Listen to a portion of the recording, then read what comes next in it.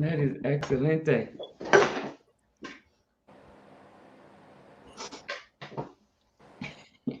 everyone, how are you doing? My name is Sharon Combs with UCDI Leadership, Do Something Daily LLC. I wanted to say thanks to SIPS Consults and CS Assist for hosting us.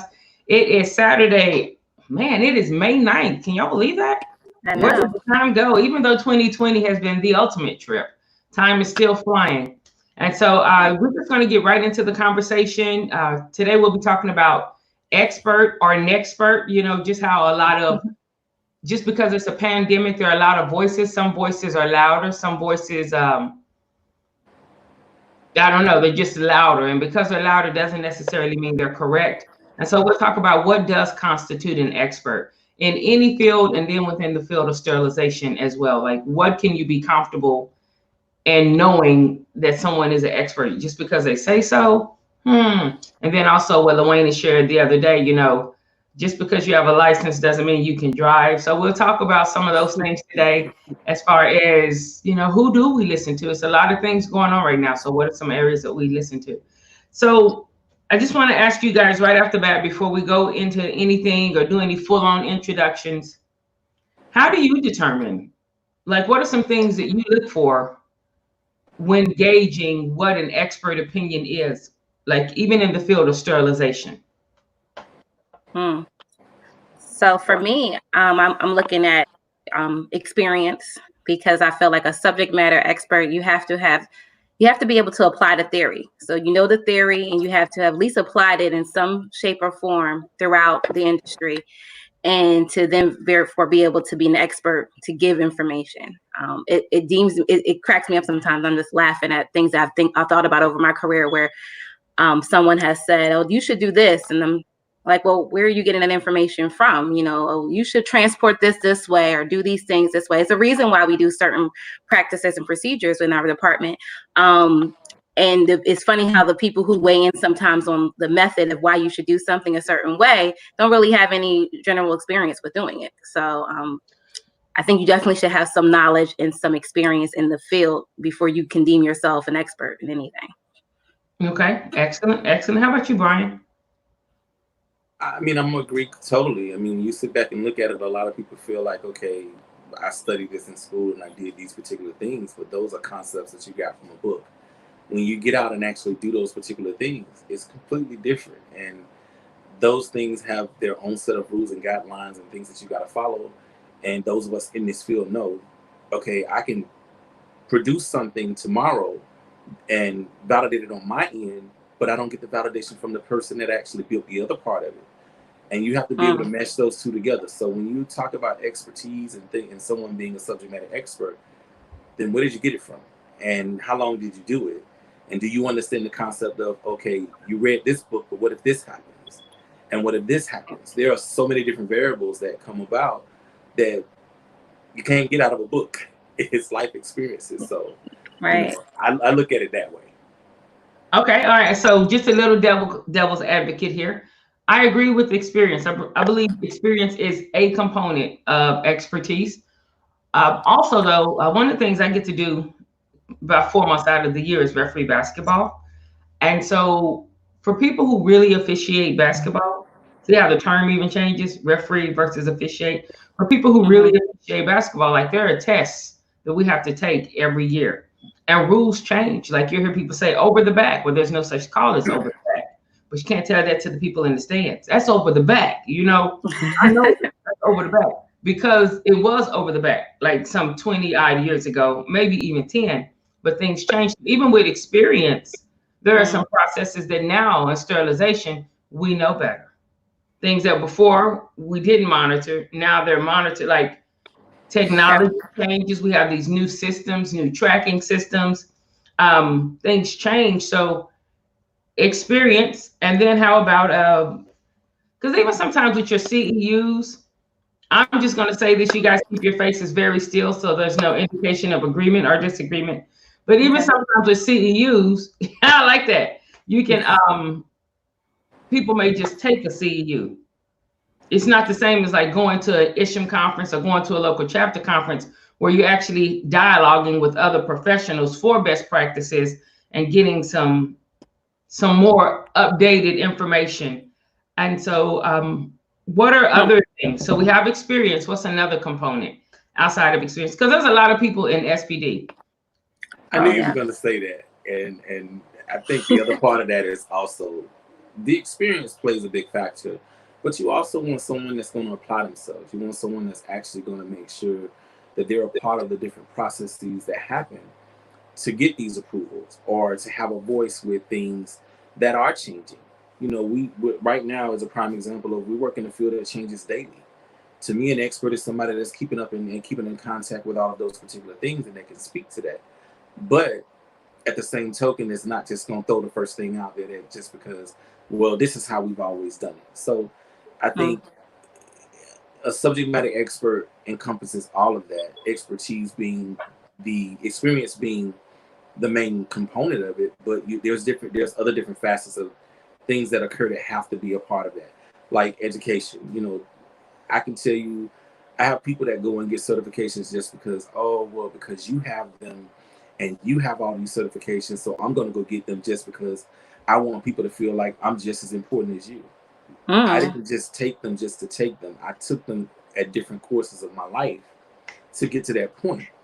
And I took them because I wanted, when I sit to the table to talk about sterile processing, when I have to have a conversation with these doctors, or if I have to have a conversation with the nurses, I want them to understand that this is not just something that I'm just giving you. I apply this to my everyday life. I'm invested in this, and I took the certifications to show you that I'm making sure that I'm educated in this. So when I give you an answer, it is an answer that is not Brian, but an answer that is validated, and I got it in black and white. Right. And I think that's the key right there. You have to be able to show and prove. So it's not just me saying this is the best way to do this, or this is what it is. It's the IFU or whatever supporting documentation you have to validate what we're doing in the process that's in place. You know, people have done a lot of research, and it's our job to therefore do the research and apply the science. So we're in that fine in between stage of knowing, okay, we're in a new world right now, right? We are reprocessing or decontaminating things that we never thought we would in our single-use items. You know, still has a little mark on the side of the box. So I'm like, okay, we're going against something that we know we should do.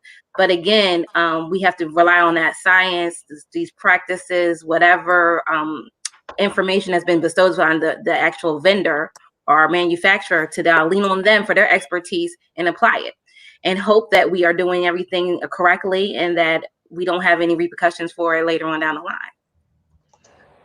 I would actually say this as well too.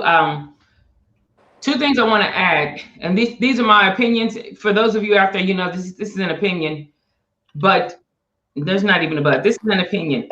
When working with different individuals, to me, what I would look for in expert in any field is, I would want there to be more than one location that you've been at, because sometimes your location takes precedence over what's best practice field wide. So I'm not saying you have to have that, but I look for a little more than one location. Or if you have done things in different locations, even as you were still assigned to one, because that's going to give you an idea of what it looks like more comprehensively, more holistically. So I look for that. And I also look for language. Working with travelers and some of the things I used to do within the SIPS Consults arena, working with travelers, the language and the culture in a rural Southern community is a lot different than the language and the culture that's in, like, say, a metropolitan California area or up in Seattle, Washington. And so when you get those certifications, it gives you a common language. You actually learn the proper terms, the proper, like, you learn what something is actually, and not that thing over there or how we do, you know what? Yeah. All right. Bet. No. When you have the proper language, then that allows you to sit more comfortably at a table, because you're talking and you know that you're using industry standard language. You're not just, that way you don't have to feel like, well, they're not listening to me, or you get in your feelings, or you assign a meaning to something when you actually just didn't have the language yet. Invest in the language. Get the language mastery.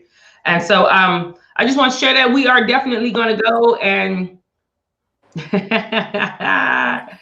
all right. We do have a question about, as a leader when hiring a technician, is experience or great work ethic more important to you? But give me just a second. We're going to take about 45 seconds, pay a sponsor. When we come back, we'll answer that question. All right, guys? Okay. Absolutely. Go ahead.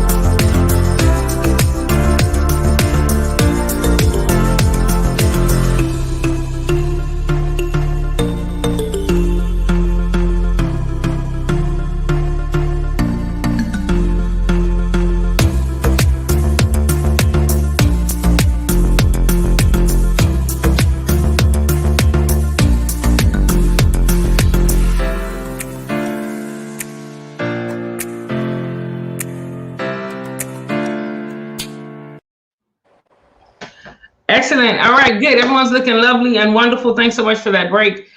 Today on Knowledge and Nonsense, guys, we have Brian Reynolds with us. He has like over 20 something years of experience, almost 25 years of experience. He is, I'm not going to get into that part. He has several initials. He has so many initials, like they don't even stay like on the table. If there's a crown within sterile processing, he's wearing it. Also, we have Lila Price with his dynamic educator. You guys have heard her voice before. You've heard her content. You know that she is someone that gives time, energy, and resources to learning more about this field and to empowering and educating others within the field of sterilization. For those of you who are listening and you're not within the field of sterilization, but you are part of our community, just hang out with us. There are going to be some tips that you also can receive, if you like, that will help navigate this pandemic we're in. Ways to not cross-contaminate, practices you can have so that you can put yourself in the best possible position, especially as these areas are opening up. As these areas are opening up, we're going to talk about the fact that these areas opened up, and nationwide, you saw the cases immediately spike. So even though you're able to go back out there to business, don't think that COVID is not out there. Don't be in fear, but please be aware. All right, so before we left, there was a question that one of the a commenter came with, and it says, when you're hiring a technician, is experience or a great work ethic more important to you? To me, I'm going to say a great work ethic simply because if that person has a great work ethic, you can train that person. They're going to be more susceptible to doing things the way that you need them to do them and not bringing in some of the bad behaviors and things that they want. I mean, in most situations, yes, those of us in sterile processing know that it is really hard to try to hire someone. Yeah. Yes, you would love to have that person with experience, but we also know that experience comes with a lot of different bad habits that you have to break and possibly reteach somebody the entire process of what needs to be done. Because in today's society, we go by what's in with it. If the IFU says it, we got to do it. Right. Okay. I agree with you. I think that we you struggle with that sometimes. It's like I have a technician on the, you're looking at applicants and you go, this person has 10 plus years experience. This person fresh out of the program, got their certification. And I weigh the odds. Okay, this person, at least they're getting everything fresh from us. So I'm the educator. I'm training them. I know I'm coming in with a clean slate, as opposed to someone who's maybe coming in with some other preconceived ideas of what sterile processing is, and what they did for the 10 years at that other facility may not be what we do currently over here. And you get that, and so it's always a fine line between the two. I think that you gotta find a balance and see what it is. I think great work ethic is always more relevant, but you can have great work ethic somewhere else. You can come from, food processing and being great in that role and come into sterile processing and do it. That's something I always try to tell my students or even anyone I'm working with, that Tell me what you did in the past. I'm going to apply it and tell you how you were doing sterile processing there. You didn't even know it. You know, I'm going to tell you how you were washing your hands, hand hygiene, how you were, using gloves, the way you made sure your area was clean and cleanly, all those things. That's sterile processing in essence. So, and you may not have known you were even working in that area at that time, but I'm telling you, you've done it before. You're prepared for this. Let's get ready and let's get into the grit of it, because now I'm going to teach you how to identify instruments and how to, and what the difference between enzymatics are and surfactants and disinfectants and all those things. I'm going to give you the real information, but we've done it all. We've all had some type of experience in our world already. So sometimes that expertise is really going to come from drawing from your previous experience. And it may be, somebody's cashier at the grocery store, but I guarantee you're going to bring some level of information that we can apply to your current position and what you're going to do going forward. Yes, expertise. I look at expertise. I look at experience, but when I'm looking at a resume, like I'm looking like if you may have 10 years experience, but if you have 14 jobs within that 10 years, then that lets me know like there's a reason. Either you are so set on your trajectory that you get what you need and get out and get what you need and get out. But there are some things that don't happen until you learn how to have a problem and resolve the problem, not just quit and so I look at that too, because even though you have 10 or 12 years in this field, even though you have 10 years in the field, you still may not have longevity. You understand what I'm saying? Yeah, you may not have longevity because you haven't been in one spot long enough to really to get an understanding of what sterile processing really is like, Yeah. So I look for that. And I actually listen for blame culture. Like that's a good one. I listen for blame culture. If I have a 20 to 30-minute interview with someone and nowhere in that interview has anything ever been something they could have learned or something, but it's always them or they didn't, or so if it's always them, they, and such, then I know, okay, even when you come work here, it's still gonna be they, them, and such. And so that's like a blame culture. So I listen to hear if someone is solution oriented or blame, because that's going to save you time. A lot of people hire for need, but not for fit. And then your needs change, and now you're stuck with somebody that doesn't fit. It's crazy out in these streets, So Karen says, let me put this up here so you guys can do it. In my experience, I've seen people that are the experts. However, their communication is so demeaning that staff aren't receptive. What will you say to them to help them reach their audience in a positive way? As you guys think about that, I would say don't be demeaning, because demeaning actually deals with trust. And after you're over the demeaning part, that doesn't mean they are. Now you have to rebuild trust. And it's very hard to rebuild trust when you're trying to tell somebody something for their benefit, but they don't trust you. It's like, so when we're demeaning, we really is demoralizing the people. Go ahead, Brian. I'm sorry. I was gonna say, I think the other part of that too is, I just had the same situation happen yesterday, and a lot of it was the person. People are a product of their environment, and when you've never been taught how to speak to people or what to do, you can't give what you've never given. If it was never given to you, then how can you give it to somebody else? This particular individual is a supervisor. He is a great worker, but the way he talks to his staff is the same way that people have always talked to him. And, he asked me a question about how would you handle this particular situation? And I gave him 3 or 4 different examples, because the first 2, regardless of what I said, it was always, but it was this person's fault or that person's fault. Excuse me. Or, this is how this person always do it. And I always tell him, my example to him was, how do you expect to get to your future if you keep putting your past in front of you? If that particular situation occurred and it happened, you can't go and do it to somebody else, because how are you any better than the situation that you were already in? So I think with that particular situation, to sit down and have a conversation with somebody and to give advice to move them forward, you got to think about where you are and think about all the positive things that people poured into you. And then you just reciprocate the same thing to other people. I think that everything you said was great because that's real world examples, right? We have to deal with it constantly. And in your position, I know you're more in management, lead director. You're on that level of having to coach people along the way. And in my role, I feel that as a subject matter expert, as the educator, it's sometimes hard to find to make people understand your worth and your value that you're bringing to the team, because sometimes they immediately kind of get defensive as to why you're trying to tell them to do something a little different, right? I've been doing it this long, or this is how we always did it, and I don't know why we got to learn this new process today, and those type of challenges. But just because you're the expert doesn't mean that you know all everything. So I always find myself engaged in learning and getting more information. And I find that more valuable than anything. I learn something new every day, and I try my best too. And I learn things from the staff. I mean, they're the ones who are applying. They're telling me that, okay, well, I know this is what the technique's supposed to be, but thank you for giving me those tips. But this is how it may be easier for us to run this way. Or maybe we need to, break this out at a different time of the day so that it helps with the workflow.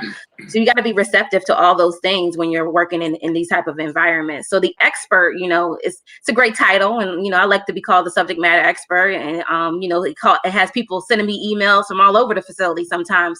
But also I have to remember that it may not apply in all areas. And so I have to be receptive to learning new information and figuring out how to adjust my, teaching style or methods to that area that I may be called in to help and assist with. I agree.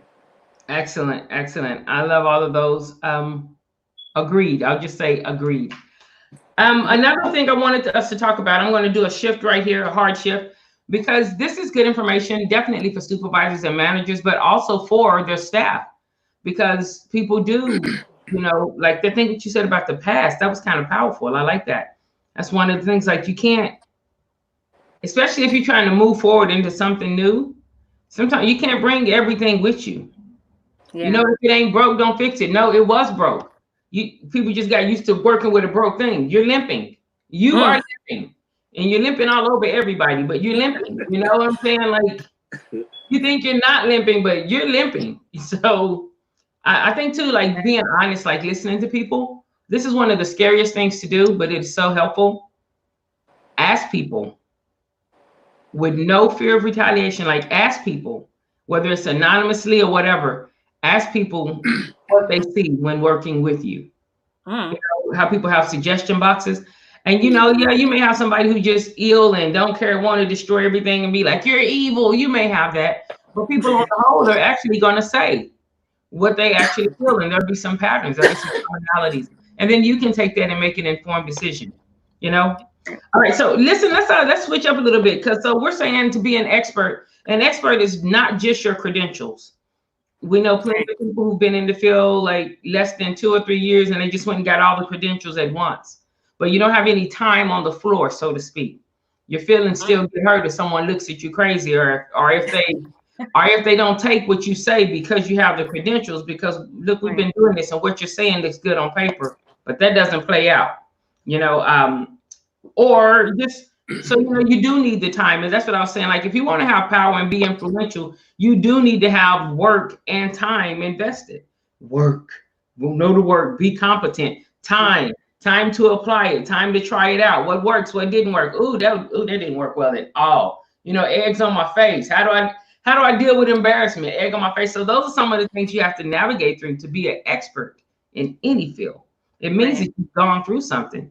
You can't just only know the book. You actually have to know how things apply, how things go. Let's talk about the fact that definitely for the community. So things are opened up, right? Things are opening up. Right. Like I believe you're in the Pennsylvania area, Brian, you're in the Florida area. I myself am in the Texas area. Things are opening up. Last Friday is when they started opening things up. Not yesterday, but last Friday.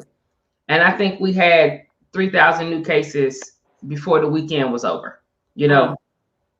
Just dramatic increases in cases. I don't even know what we've had since then, but it's still going up. It's not going down. Have you guys seen an increase there in your respective areas? Yes. I have. Definitely. They did the northern part of my state, and they opened up the beaches. They started on a Friday. By Monday morning, we had 1,200 new cases. All right. So, Same with us. We, you know, over a matter of a week, it was over 1,000 cases had popped up.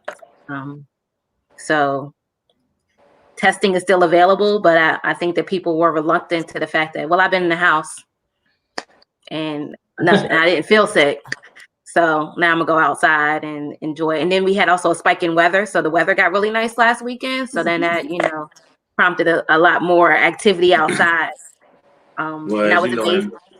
in my Go ahead. area, it's always like that. And the funny part about it is, you know, like me and you were talking, Ms. Combs, yesterday at work. A lot of people think, oh, this isn't real, this isn't that. I think working in the healthcare field, we see this. You know, you really don't take it seriously until it happens to somebody close to you. One of my employees, well, not my direct employee, but one of the employees that work at the hospital, you know, we lost too. So it hit home to a lot of us. So for us, you know, yeah, we're going to take it seriously. And yes, you know, we're very adamant about making sure that things are done and that you have on your mask. And, you know, the whole thing with gloves, that was a little sketchy because a lot of people don't understand the concepts of the gloves. You know, you walk in, you got your gloves on, you're touching this, and this, but you're not making it safe for you either, because then you're walking back out to your car with those same gloves on. And you get in your car and you're doing everything. You're digging in your purse and you're digging in your wallet. So guess what? You just took everything that you're trying to avoid. You just took it home. Exactly. It's one of my thing. I can't stand going to the store.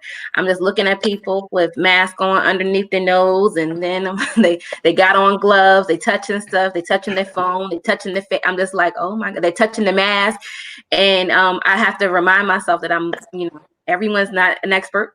Not everybody knows what they're doing in this arena, and just trying to teach people. But I find that people are they're scared of the unknown, and that's how we all are, right? We don't know what's out there. This is something we can't see, we can't taste, we can't touch it, so we don't know where it is, and we're just battling it. To comment on a comment that was made, that we're in a war right now, right? And so we have to be. So we don't know how to behave in war. Some of us we're not soldiers. Some of us aren't soldiers. I'm not. I wasn't trained. I'm Army brat, but I wasn't trained in the in military life. So I don't know what to do in this type of combat. But I do know how to fight against you know, disease and infections, and I know what to do to decontaminate. So I have to use that expertise and try to educate my family and friends and people that I see to do the right thing, and to not throw gloves out on the sidewalk after they finish using them. Like, you know, you go to the grocery store and you're looking around the parking lot, you see a bunch of gloves lying around.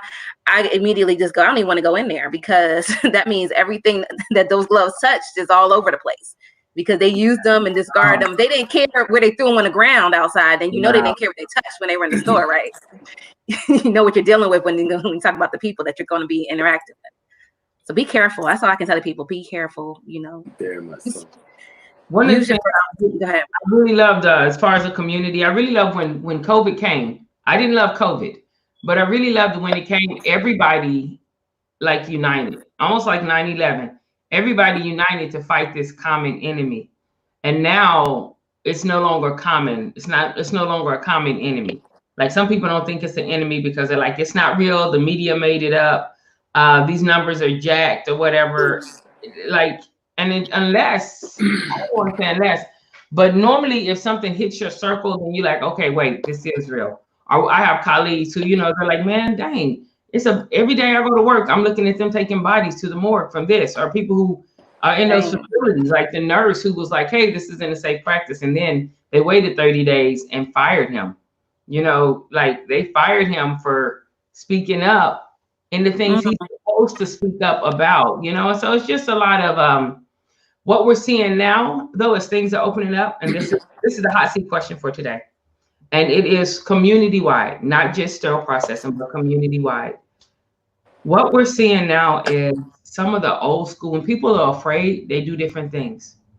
Like, if you're afraid, you come out of your fear. Your actions and your deeds sometimes are out of your fear. Also, when people are afraid, they begin to huddle up. You know, lash out. They begin to lash out, you know what I'm saying? Because they don't have control, or feel like they don't have control. So they over control in other areas. Blame becomes like, and it's almost like an anarchy type thing, but it's in different spots. And so for our community, for the community on the whole, everyone's community, cases are going to spike. People who didn't think it was real are going to see how real it is.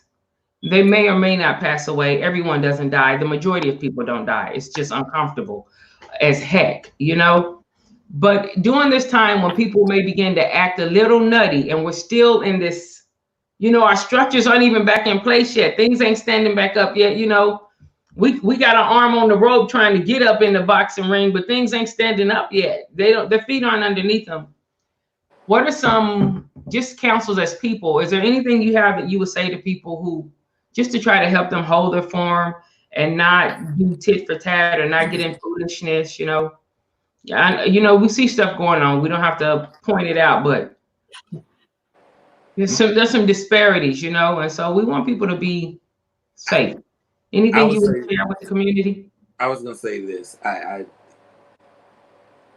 like Leila said, I'm in a position where I deal with people up under me, and you know, they're scared and they don't know what to do, and sometimes you have to try to figure out the message or the word to say to them. And this goes back to what you said about being an expert or a subject matter expert, or however you want to view those particular things. And one of the things that I always try to tell my staff is this: at the end of the day, before I open my mouth to say anything to you, I gotta shut up, sit down, and wait on God. A lot of times in that quiet time is when you get those answers to things that you really don't know. And sometimes you just got to sit down and I'm going to use your thing. You got to hold your form, and holding your form is just that. Shut up, sitting down and waiting on God. Because sometimes your first thought isn't always your best thought. It may be the right thought, but it's not the best thought, because you can't always say everything, the first thing that comes to your mind, because you have a lot of different people that you have to answer to, and everybody doesn't take things the same way. I got 21 different employees. That's 21 different personalities. That's 21 different people that take things differently, and I have to be mindful and cognitive of what I say, because they take what you say, and I'm a firm believer of say what you mean and mean what you say, because I'm gonna take it the way you say it. So if you don't want me to take it the wrong way, then deliver it to me the way that you really want me to take it. So when given the information about all of this, yes, it's scary. And at the very beginning, you know, there's a lot of different things that tell us, that give us thought to think that this isn't what it is. But again, until it hits home, again, until you come into the hospitals and sit down and see these people struggling and the things that they're going through and those particular situations. You know, we had a person come in that was 57 years old, in perfect condition. He was a vet, different things. And in 2 days, he was gone. Wow. That's life. And when you have those kind of things, and when you experience those kind of things, you kind of sort of, let's just be real, you start taking your life and understanding that you better cherish it, because tomorrow is not promised to none of us. Right. Absolutely. I agree. Listen, we've been on about 30 minutes. I want to thank you guys. Definitely, I just want to go over, I want to recap and give you all the opportunity to recap. So an expert is someone who does have the knowledge, the experience, the credentials, and they like know their process inside and out. That's what makes them an expert. And just because you're an expert in one field doesn't make you an expert in another. That's why we're asking this question. With the pandemic, we've seen it definitely within sterilization. We've seen a lot of people who don't work in sterilization actually want to define processes or say how something in sterilization could go. And they're not apprised. They're not aware of how that works. And so I know that you all are subject matter experts. I don't even consider myself a subject matter expert in sterilization. You ask me something about communication, personalities, or how to navigate people, I'll be like, well, yeah, you know what I'm saying? Because there's some credentials, some time, and some real-time experience in that, you know, like I've learned about holding form. And so, right. But so, you know, for me to go over into like a physician or an orthopedic surgeon and be like, let me tell you how to do this because I know how to use words over here. Not only is that foolishness for that orthopedic surgeon to listen to me, it's foolishness for that patient to allow that orthopedic surgeon to work on them coming from my source of expertise. And so during this time, I want to encourage everybody, look at who you're listening to. You know what I'm saying? What are you listening to? Who said it? Origin and intent. Where did that come from? What is it based on? Does this person have the knowledge body to submit this information to you? So that also be careful with the cases. These cases are going up. Y'all, COVID is out there. You don't have to live in fear, but you know what? Use your gloves and don't take the same pair of gloves everywhere. You know, you have to use your gloves, use your mask. What do you guys have before we sign off and get on out of here and enjoy our Saturday? Absolutely. Just want to say thank you. I appreciate Mr. Brian. Thank you so much for coming on. It was a pleasure to be on this panel with you. Fact check. You know, my takeaway is fact check. You know, pay attention to what the sources that you're relying on, and triple check them if you have to. Be clear, because I look at everything like it doesn't affect only me. It affects everybody that I have to interact with. So same way those gloves, those dirty gloves I'm touching every single item. I'm gonna transpose the whatever virus or whatever on my hands to the next item. Same thing with information. If I'm feeding it to one person, they're gonna feed it to someone else. So be responsible in that information and triple. Be responsible. I love that. Be responsible. And I agree. And then the other thing that I would say is those of us that work in sterile processing, you know, this is different. But if we do what we need to do and follow the standard, universal standard procedures that we already have in place, we don't have to really do anything that differently. Right. We protect ourselves and use the proper PPE and all the things that we were already given that we need to do, instead of being in decon with a face shield on with no mask, or a mask with no face shield, or using exam gloves instead of using the decontam gloves. We just got to do what we were taught to do and what we were trained to do, and I think we're going to be okay. Right. Remember the drills. Remember the drills. One of the commenters said, confidence is not experience. I'll agree 100%. Absolutely. 100%. 100%. Like I said, I referee during basketball season, and I remember somebody confidently telling me something that I was 150% sure. I'm like, I just read it in the book. I just read the book. I know that's a double violation. And they're like, no, they were so confident about it. And in my younger time, because they were so confident, I was just like, whatever, man, just whatever. You know, like I said, to become an expert, you learn things. You have some egg on your face. And so they did what they did confidently. And when that quarter was over, we went over there into the court in the corner, and the evaluators were like, what was that? Whose idea was that? And we all went down as a crew. And so for those of you who are in sterile processing, hear me, we all went down as a crew. I had the answer, but because somebody else spoke louder and spoke first, and I didn't want to be bothered, I just went with it. We all went down. When you have an answer, speak up. You are charged. I'm charging you now, sterile processors. You know how to do certain things. Stop throwing your hands up and being like, well, I tried to tell them. I told them, and then you let it. Sometimes you even feel like a little pleasure because, look, I tried to tell them, now look at them. Look, stop that, because you all go down, and it undermines the confidence, and it undermines the voice of SPD on the whole, to where your upline is now listening to experts who don't even know sterilization, because when you had an opportunity to speak, we chose Team Petty over team progression or over team progress. And so we have need of what you have, sterile processors. We have need of what you have. I don't know where all that came from, but I just shared it. Thanks so much for joining us. Confidence is not experience. It's only confidence. But experience, that's true. Don't let that be your only vet.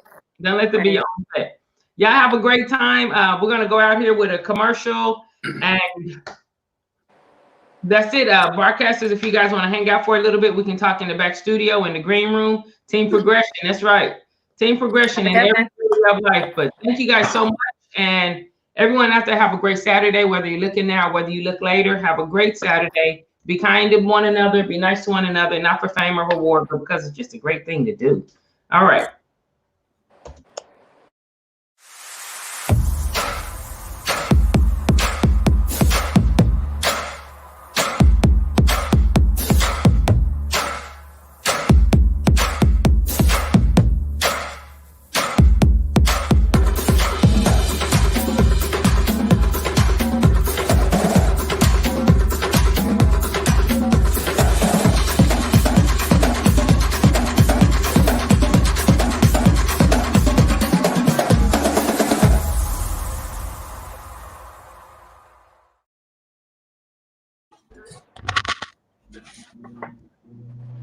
Okay.